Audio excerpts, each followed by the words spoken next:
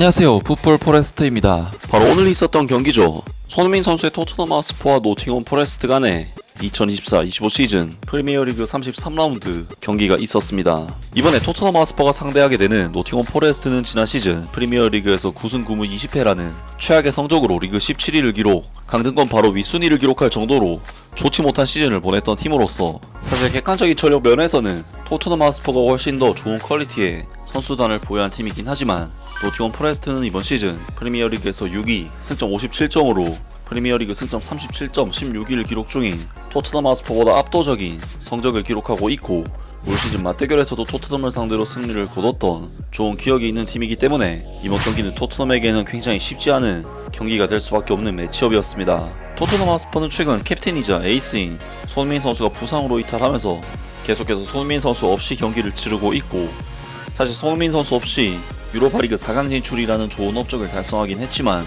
공격 진영에서 손흥민 선수의 공백이 계속해서 느껴지는 아쉬운 경기들을 하고 있는데, 이번 경기에서 토트넘 하스퍼의 엔제 포스테코글루 감독은 굴리에모 비카리오 골키퍼, 페드로 포로, 크리스탄 로메로, 미키 반더벤, 제드 스펜스, 파페 마타르 사르, 로드리고 벤탄쿠르, 디안 클루셉스키, 루이스 노도베르, 히샬리송, 마티스텔 선수까지 확실히 프리미어리그에 대한 목표는 크게 없는 토트넘 하스퍼이기 때문에 미드필드진과 공격진에서 약간의 로테이션이 가동이 되면서 그동안 경기 출전 횟수가 부족했던 히샬리송, 데안 클루셉스키 선수가 오랜만에 선발 라인업에 이름을 올렸고, 손흥민 선수의 빈 자리는 토트넘 하스퍼 팬들에게 상당히 좋은 평가를 받고 있는 윌슨 오도베르 선수가 메우면서 이번 노팅엄전 경기에 나서게 되었습니다. 그리고 노팅엄 포레스트 또한 이번 시즌 엄청난 돌풍을 이끌고 있는 선수들을 총출동시키면서 강력한 라인업으로 토트넘 하스퍼와의 경기에 나서는데요.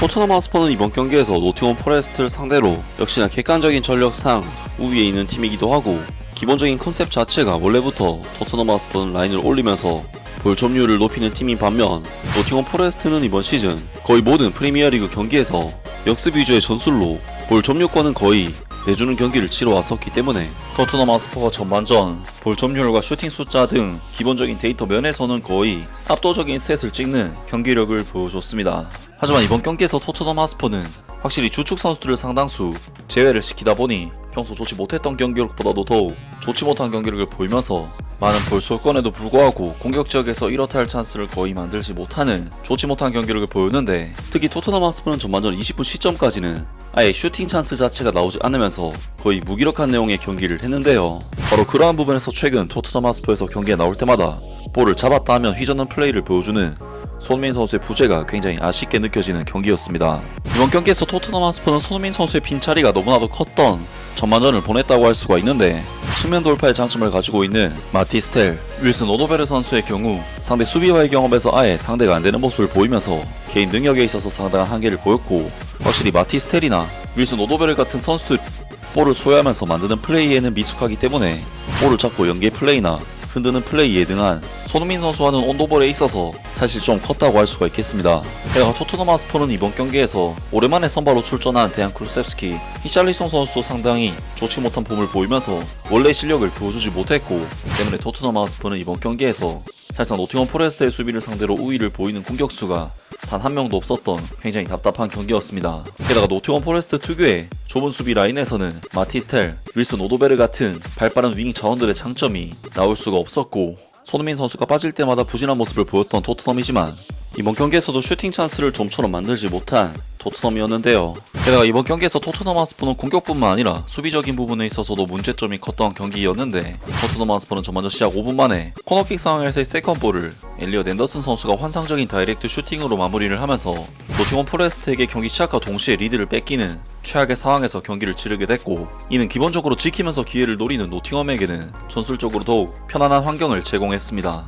그리고 토트넘 하스퍼는 전반전 10분에도 박스 안에서 크리스 우드 선수를 완벽하게 놓치면서 추가골을 내줬지만 간신히 옵사이드로 인해 무산이 되었는데, 토트넘 하스퍼는 결국 전반전 15분 앤서니 엘랑가 선수의 크로스를 이어받은 크리스 우드 선수가 다시 한번 토트넘 하스퍼의 골망을 가르면서 토트넘 하스퍼는 전반전 15분 동안 노팅엄 포레스트의 찬스마다 계속해서 실점을 내주는 최악의 수비력으로 거의 모든 찬스에서 계속 실점을 허용했습니다. 물론 이번 경기는 토트넘 하스퍼가 워낙 높은 볼 소유권을 가져간 경기였기 때문에 찬스가 아예 안 나온 경기는 아니었는데, 토트넘 하스퍼는 전반전 20분 윌슨 오도베르 선수가 박스 바깥쪽에서 가마차기 슈팅 슈팅을 시도하면서 이번 경기 첫 슈팅을 20분 만에 기록을 했지만 첼시 골키퍼에게 맡겼고, 전반전 40분에는 노팅엄 포레스트 수비진의 순간적인 실책에 의해 마티셀 선수에게 완벽한 찬스가 나왔지만 터무니없이 슈팅이 빗나가 버렸으며, 43분에는 골문 앞에서 정말 완벽한 헤더 찬스가 나왔지만 히샬리송 선수와 사르 선수가 겹치면서 득점에 실패하는 등 토트넘 하스퍼는 공격과 수비 양면에서 그야말로 최악의 경기력을 보인 끝에 노팅엄 포레스트와의 이번 경기 전반전을 0대2의 스코어로 마무리를 했습니다.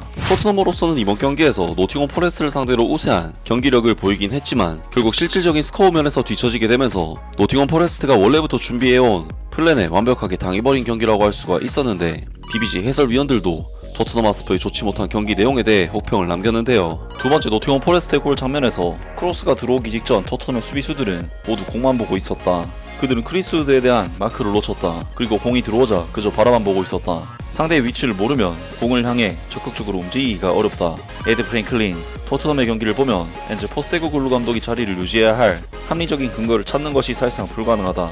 공격이든 수비든 전혀 조직력이 없다. 대부분의 아마추어 팀들이 오히려 더 잘 조직되고 더 나은 지도력을 보여준다. 트로피를 따는 것은 고사하고 엔제 포스테코글루 감독의 이번 시즌 최고 업적은 아마도 자신의 자리를 지키는 것일 것이다. 그래엄, 유로파리그에서 무슨 일이 일어나든 엔제 포스테코글루 감독은 팀을 떠나야 한다. 이제 리그 전체가 그의 전술을 완전히 파악한 상태다. 강등권 팀들 중 단 하나라도 조금만 더 유능했다면 토트넘 하스퍼는 강등권 싸움에 휘말렸을 것이다. 토트넘 하스퍼와 맨체스터 유나이티드 모두 믿기 힘들 정도로 운이 좋았다. 두 팀 모두 단 하나의 전술에만 의존하는 융통성 없는 감독이 이끌고 있는데, 그 전술은 오직 자기 팀이 리그 최고의 전력일 때만 효과를 발휘할 수 있다. 하지만 현실은 전혀 그렇지 않다 라면서 토트넘 하스퍼의 이번 경기 경기력에 대해 정말 신랄하게 비판을 했습니다. 이에 토트넘 하스퍼의 엔제 포스테코글루 감독은 후반전 시작과 동시에 벤 데이비스, 케빈 단조 선수를 투입시키면서 수비진에 큰 변화를 줬고, 65분 시점에는 브레넌 존슨, 도미닉 솔랑키까지 총 4명의 선수를 교체시키면서 반전을 노렸는데, 결국 토트넘 하스퍼는 경기가 끝날 때까지 무기력한 경기 내용을 전혀 바꾸지 못하면서 이번 경기를 처참한 패배로 마무리하게 됐고, 프리미어리그 강등권 근처까지 떨어지는 정말 최악의 결과를 얻고 말았습니다. 정말 토트넘은 최근 손흥민 선수가 있고 없고에 있어서 엄청난 경기력적인 차이를 보였었는데, 이번 경기에서도 그 차이는 정말 극명하게 갈린 경기라고 할 수가 있었는데요. 대체 손흥민 선수가 없어도 된다는 식의 최근 보도는 무슨 자신감이었나 싶고, 토트넘 하스퍼의 이번 경기는 역사상 최악의 경기였습니다. 아무튼 오늘 영상은 여기까지고요. 영상 재밌게 보셨다면 구독과 좋아요 그리고 댓글 부탁드립니다. 감사합니다.